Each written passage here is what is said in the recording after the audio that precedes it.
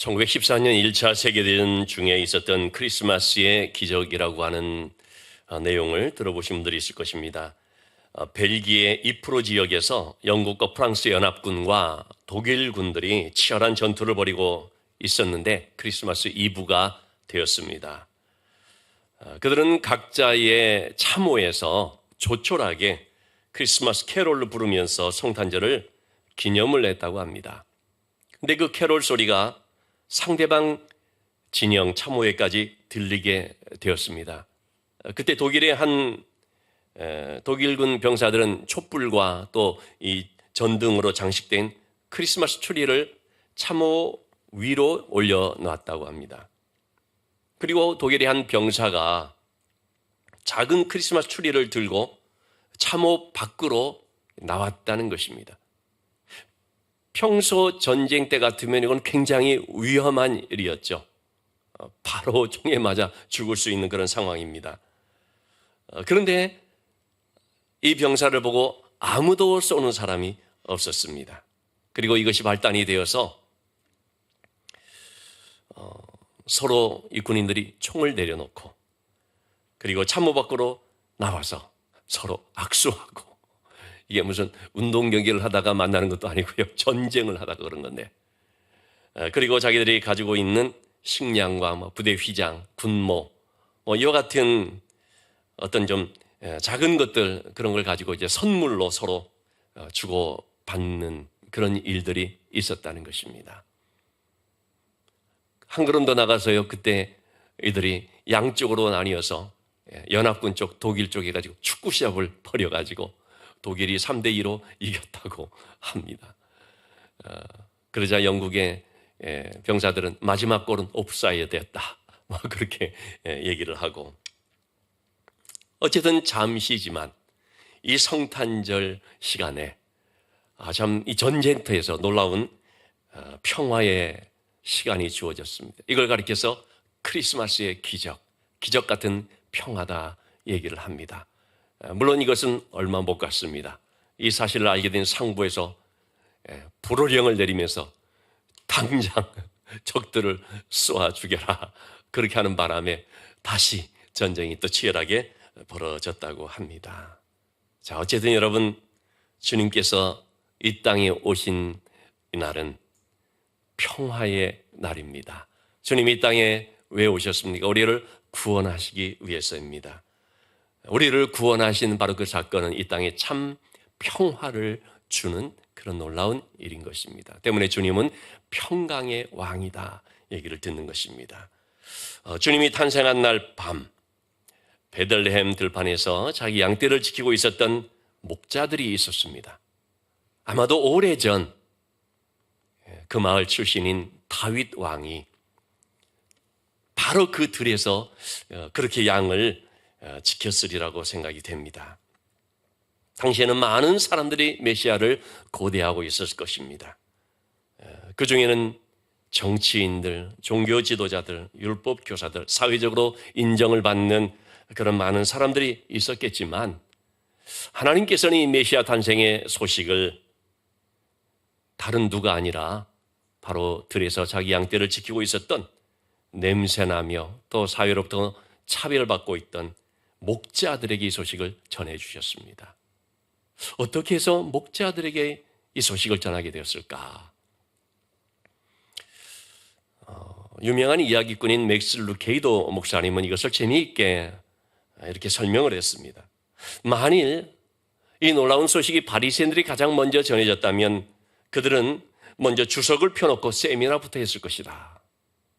만약에 이 소식이 정치인들에게 먼저 전해졌더라면 그들은 주변에 누가 없는가 살펴보느라고 시간을 다 허비했을 것이다. 만약에 이것을 기업가들에게 먼저 전했다면 그들은 자신의 달력을 쳐다보면서 일정을 맞춰보고 있었을지도 모르겠다. 이런 소식을 듣고서도 자기 스타일대로 자기 할 일을 하는 그런 사람들을 좀 빗대서 말한 것이죠. 그런데 하나님 보실 때 이 소식을 듣고 그대로 받아들이고 여기에 대해서 믿음으로 반응할 수 있는 사람들이 누굴까 봤더니 목자들이었다라는 거죠. 그리고 정말 그 목자들은 이 소식을 들었을 때 기쁨으로 영접하고 서둘러 가서 아기 예수께 경배했던 것을 보게 됩니다. 오늘 본문 9절과 10절의 말씀을 보면 목자들에게 갑작스럽게 이 천사들이 나타나게 되었을 때 그들은 이 천사를 보고 너무나 놀랄 수밖에 없고 크게 무서워하게 됐습니다. 그런데 여러분, 천사들이 온 것은 목자들을 놀라게 만들려고 무섭게 하려고 온 것이 아니죠. 분명하게 말해주고 있습니다. 너희들 무서워하지 말라. 왜냐하면 너희들에게 그리고 온 백성에게 미칠 큰 기쁨의 좋은 소식을 전하기 위해서 왔다라고 말해줍니다. 자, 온 백성에게 미칠 큰 기쁨의 좋은 소식, 그것이 뭔가요? 그것은 바로 이 땅에 기다리고 기다리던 메시아, 곧 그리스도, 주님이 탄생했다는 소식입니다. 11절 말씀에서는 이렇게 말해주고 있습니다. 오늘 다윗의 동네에, 다윗의 고향인 베들레헴을 말하고 있죠. 너희를 위하여 구주가 나셨으니 곧 그리스도 주시니라. 너희를 위하여. 여러분, 저는 이 구절, 밑줄 그은 이 구절이 너무나 중요하다고 생각이 됩니다. 누구를 위해서인가요? 다른 사람을 위해서가 아니고요, 너희를 위하여. 단지 그 목자들만을 가리키는 것이 아닙니다. 우리들을 가리켜서 하는 말입니다.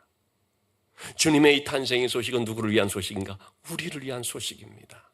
주님이 왜 이 땅에 오셨는가? 우리를 위해서 오셨다는 것입니다. 나와 관계없다고 생각하는 사람들이 많이 있지요. 여러분, 그런 사람들은 이 소식이 절대로 기쁜 소식이 될 수가 없습니다. 나와 관계없는 사람들에게는 이러한 소식이 그냥 무덤덤한 소식입니다. 해마다 불교에서는 성탄절을 맞이하면 축성탄, 이게 현수막을 걸어 붙입니다. 이번에도 얼마 전에 범어사에, 부산의 범어사에서 저렇게 현수막을 걸었습니다. 아기 예수님의 탄생을 축하합니다. 뭐 이런 식으로 겁니다. 근데 여러분, 이분들이 이렇게 현수막을 걸고 우리는 이렇게 성탄절도 축하하는 참 그릇이 넓은 사람들이야, 그런 식으로 할지라도 여러분, 그들 속에 기쁨이 있을까요? 기쁨은 없습니다.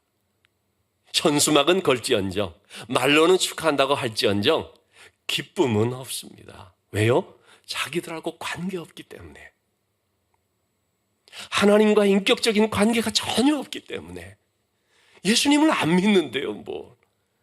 그러니 축하한다는 말은 좀 할지 모르지만, 그러나 그 속에 기쁨은 없습니다. 평안이 없습니다. 이 점을 우리가 잘 볼 수 있어야 됩니다.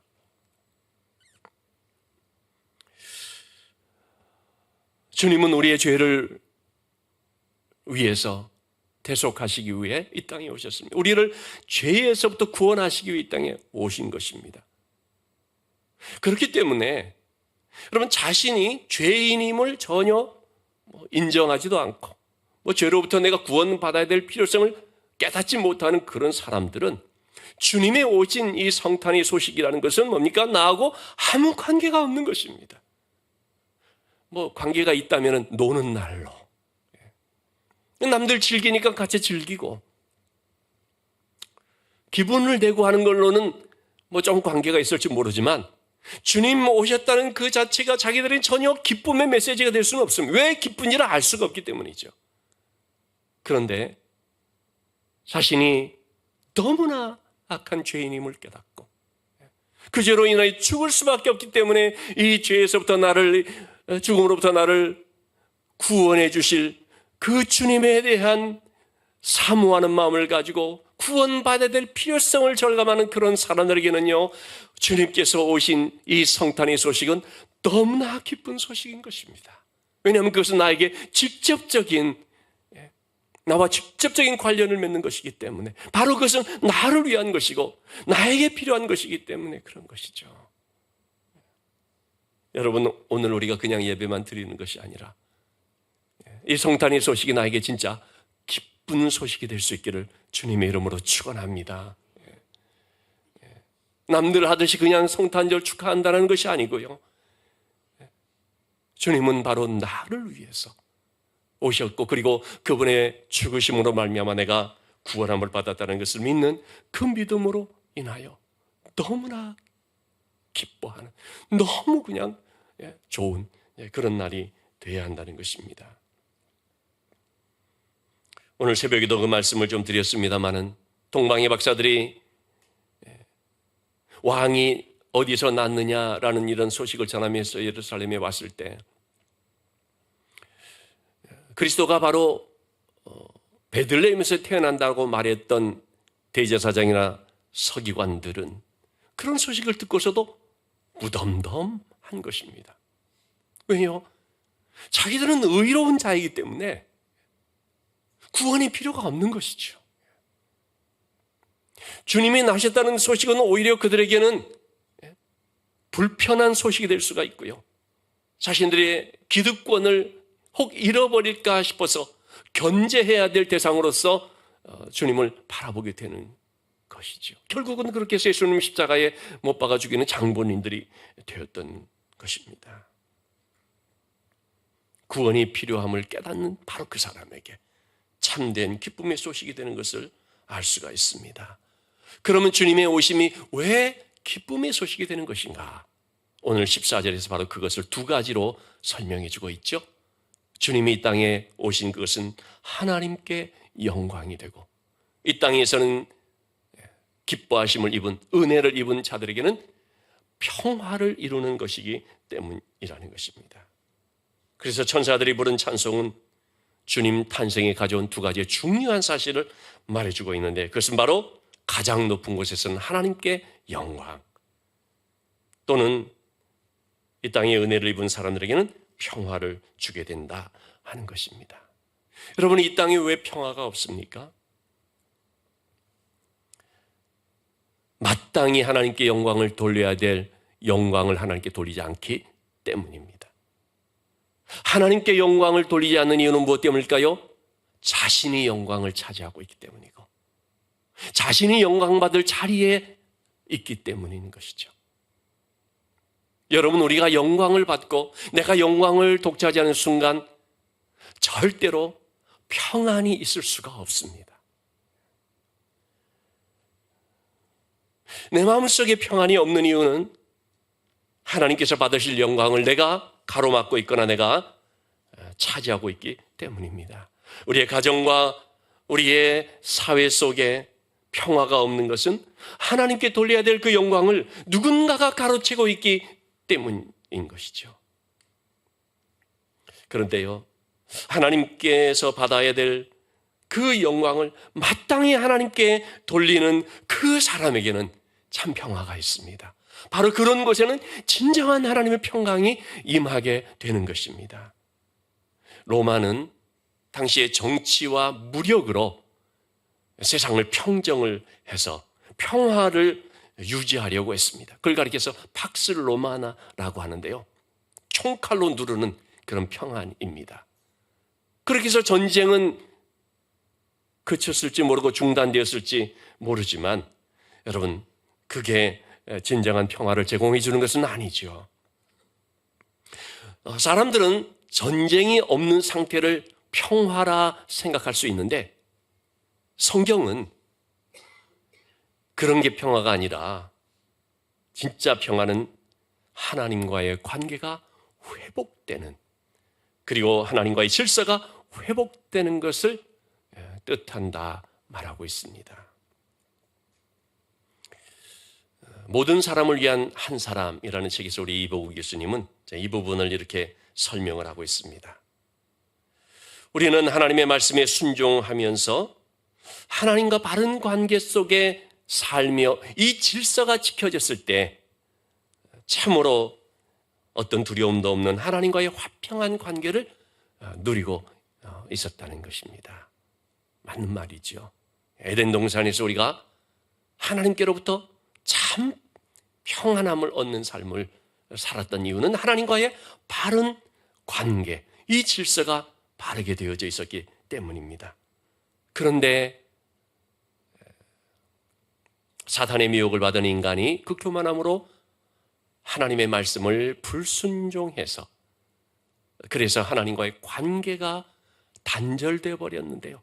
이것이 바로 하나님과의 질서, 하나님이 세운 질서를 깨트려 버린 것이었습니다. 이 질서가 무너져 버리자 그러자 우리의 삶은 온통 무질서하게 되어버려요. 하나님과의 관계에 있어도 그렇고 사람 간의 관계에 있어도 그렇고 사람과 피조물과의 관계에 있어도 그렇고 이 질서가 무너져 버림으로써 두려움이 오고 불안이 오고 불화가 생기고 적대감이 생기고 엉망진창이 되어버리고 만 것입니다. 이러한 질서를 회복할 수 있는 것은 우리의 힘으로 할 수가 없죠. 왜냐하면 그 이유가 죄 문제이기 때문에. 오직 이 문제를 해결할 수 있는 분, 이 질서를 회복시킬 수 있는 분은 하나님 한 분밖에 없는 것입니다. 그래서 하나님께서는 이 땅에 하나님의 아들 예수 그리스도를 보내셔서 이 질서를 회복시킨 것이었는데 어떻게 회복을 시켰습니까?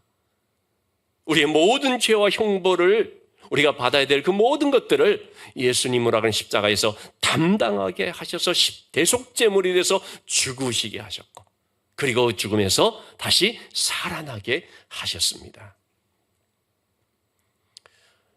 그 결과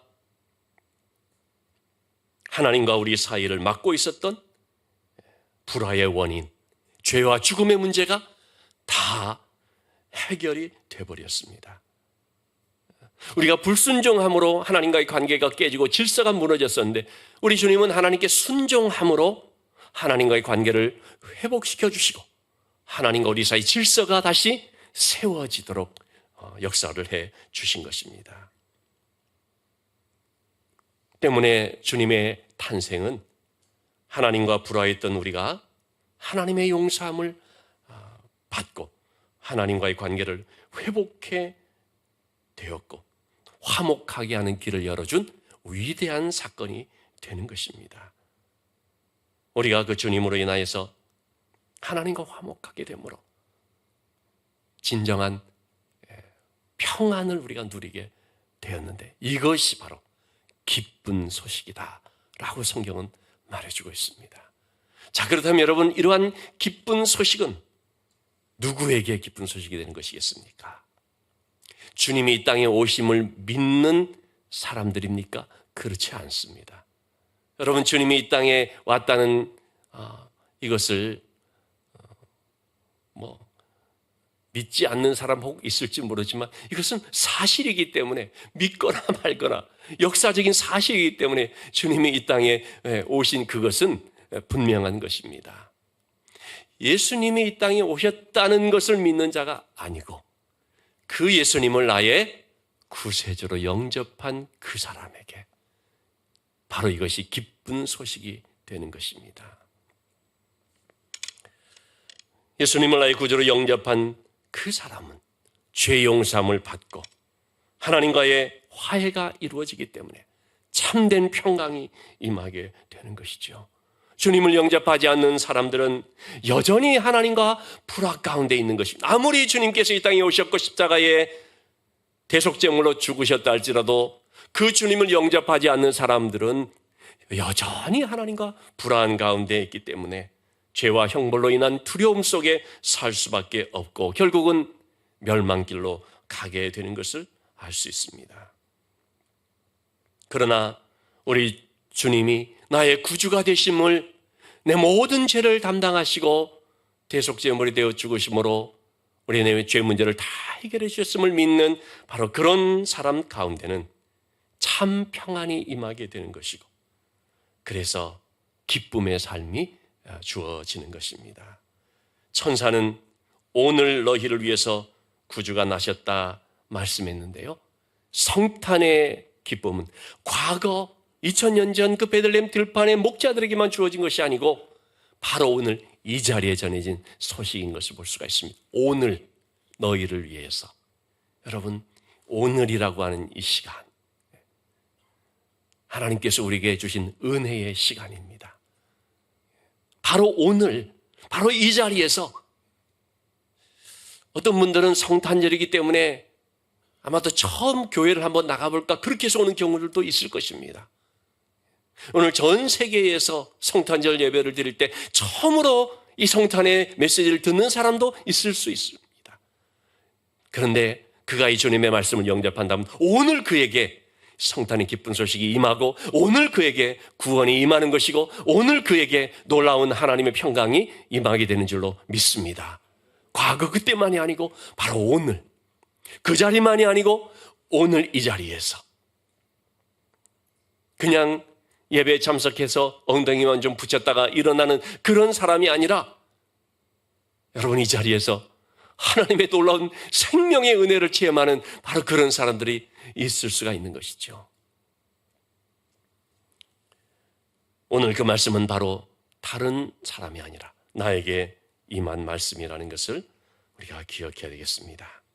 이 성탄절 날 나를 위해서 말구유에까지 낮아지시고 죽기까지 복종하시면서 십자가를 지신 그 주님을 나의 생명의 주님으로 영접함으로 여러분 우리 모두에게 기뻐하며 감사하며 하나님을 찬양하는 예배가 있게 되기를 주님의 이름으로 축원합니다.